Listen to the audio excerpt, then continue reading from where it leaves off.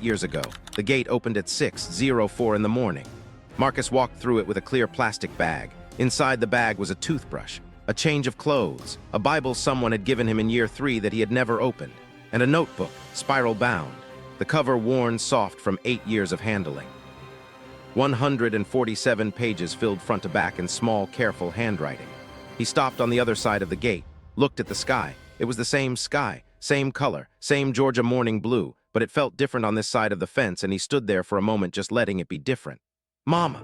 She was standing by a car, 64 years old. Her hair had gone fully gray since the last visit. She was wearing her church coat even though it was a Tuesday.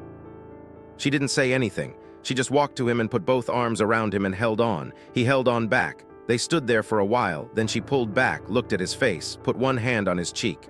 "You hungry?" He almost smiled. "I could eat."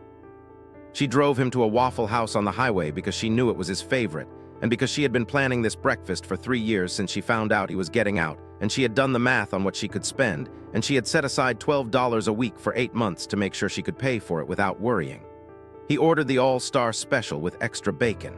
She ordered coffee and watched him eat. He ate slowly, not because he wasn't hungry. Because the food tasted like something he had been trying to remember for 8 years, and he wanted to stay inside the remembering for as long as possible. "You look thin," she said. "I'm fine, Mama." "You're not fine. You're thin and you need a haircut and you need new shoes and—" "Mama," she stopped. He looked at her. "I'm out," he said. "I'm sitting in a Waffle House with you on a Tuesday morning. Right now that's enough." She looked at her coffee. "Okay," she said. He reached into the plastic bag, pulled out the notebook, and set it on the table between their plates. She looked at it. "This is what I was telling you about," he said. "On the phone last year." She put her hand on it, the worn cover, 8 years of his hands on it. "You finished it 3 months ago." He looked at the notebook. "I need a lawyer. Not a public defender, a real one." His mother looked at him. "Marcus, I know what you're going to say. Baby, we don't have." "I know." He met her eyes. "But what's in there is real. I spent 6 years on it. The case law is solid. The evidence chain is broken in 3 places. And what Detective Raymond Holt did with that evidence is documented in the official police report in language he didn't realize would matter." He looked at the notebook. "I need someone to read it who knows what they're looking at." His mother was quiet for a long time. Then she said, "Your cousin Darnell, his wife just passed the bar." Marcus looked at her. "She's young." His mother wrapped both hands around her coffee cup. "But she's sharp and she owes me a favor." "What kind of favor?" "The kind mothers collect," she said. "Finish your bacon." Her name was Keisha Acaffer, 28 years old, 2 years out of Emory Law. She met Marcus at his mother's kitchen table on a Thursday evening with a yellow legal pad and the specific skepticism of a young attorney who has heard too many prison stories to give them full credit on the first telling. She opened the notebook. She read for 4 hours without looking up. When she finally looked up, her legal pad had 36 pages of notes on it. She looked at Marcus across the table. "Where did you learn to do this?"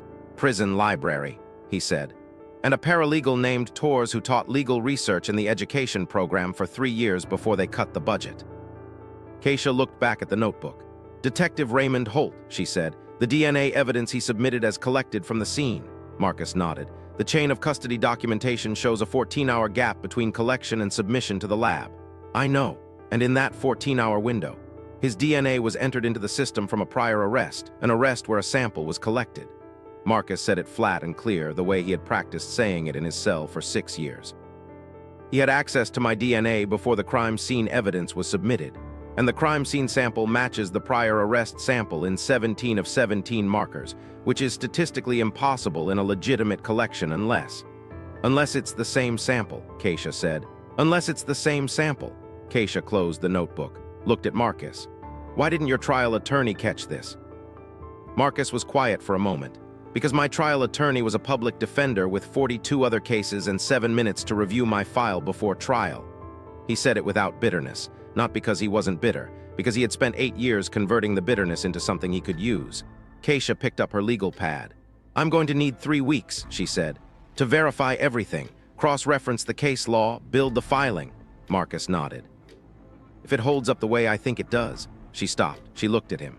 "This isn't just a wrongful conviction motion, Marcus. What you've documented here is evidence of deliberate evidence fabrication by a sworn law enforcement officer. That's a federal civil rights violation. That's criminal exposure for Holt personally. That's—" "I know what it is," Marcus said quietly. Keisha looked at him for a long moment. "How are you not angrier?" she said. He looked at his mother's kitchen table. The plastic flowers in the center, the same ones that had been there his whole life. "I was angry for the first 2 years," he said. "Then I picked up a notebook." Keisha filed the motion 8 weeks later, not 3, 8, because what she found when she started pulling the threads was bigger than what Marcus had documented. Detective Raymond Holt had not done this once. The same DNA submission irregularity, the same 14-hour gap, appeared in 3 other cases over a 6-year period. 4 men, all black, all convicted on DNA evidence submitted by the same detective, all currently incarcerated. She filed for Marcus first, because his documentation was the most complete, because he had spent 6 years building the case with his own hands in his own cell, and it was airtight. The Fulton County District Attorney's office reviewed the filing. They called Keisha on a Monday morning. She called Marcus. He was at his mother's house, had been there for 11 weeks since his release. Working a day shift at a logistics warehouse on Fulton Industrial, saving every dollar, paying his mother back for the Waffle House breakfast and every visit for 8 years 1 week at a time. "They want to meet," Keisha said. "When?" "Thursday, their office, bring the notebook." He brought the notebook. The meeting lasted 3 hours. Marcus sat across from 2 assistant district attorneys and said almost nothing. He had said everything he needed to say in 147 pages of small, careful handwriting, and he let Keisha and the notebook do the talking. At the end of the meeting, one of the assistant district attorneys looked at Marcus. "Mr. James, I want to be direct with you. The evidence you've compiled is among the most thorough documentation of law enforcement misconduct I have seen in 14 years in this office." He paused. "We should have found this ourselves. We didn't, and I am sorry." Marcus looked at him. "Are you going to do something about it?" "Yes," the ADA said.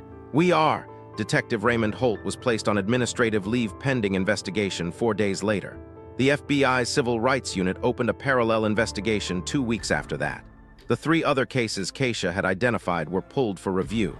The men involved were contacted by the DA's office directly. Marcus James's conviction was vacated by the Fulton County Superior Court on a Wednesday morning 6 months after Keisha filed the motion. The same courtroom, the same bench, different judge. Judge Patricia Moore, 61 years old, 22 years on the bench. She looked at Marcus standing at the defense table in a different suit this time, one he had bought himself. "Mr. James," she said it carefully, "this court vacates your conviction in its entirety. The state of Georgia has found that the evidence upon which your conviction rested was fabricated by a law enforcement officer who has since been indicted on 4 counts of evidence tampering and 2 counts of civil rights violations under federal statute." She paused. "What was done to you in this courtroom 8 years ago was a profound failure of this system, a failure of the investigation, a failure of the prosecution, and a failure of this bench." She looked at him directly. "I cannot give you back what was taken, but I can tell you that this court sees what was done, and I am sorry." Marcus looked at her. "Thank you, Your Honor," he said. He walked out of that courtroom into the Atlanta afternoon, Keisha beside him. His mother on his other side in the same church coat she had worn to the gate 11 months ago. His mother took his hand. He held it. They walked to the car. Detective Raymond Holt was convicted on all 6 federal counts 14 months later, sentenced to 9 years in federal prison.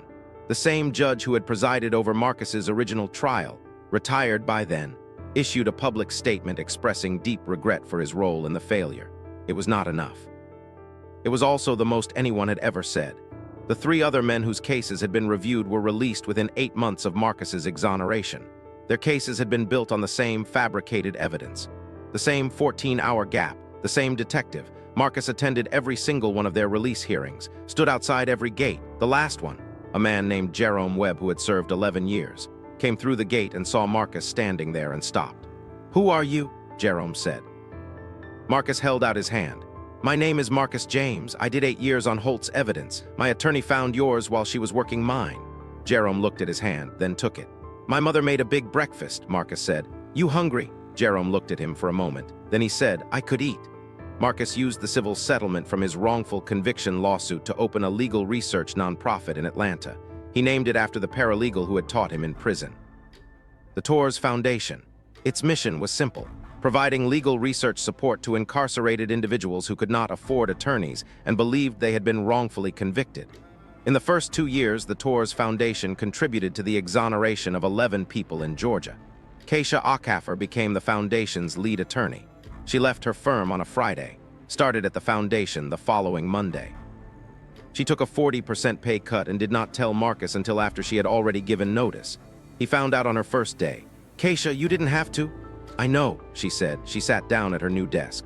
Where's the next file? Marcus's mother came to the foundation's opening, wore her church coat, sat in the front row. When Marcus spoke, she did not cry. She had done her crying in private for 8 years, and she was done with it now.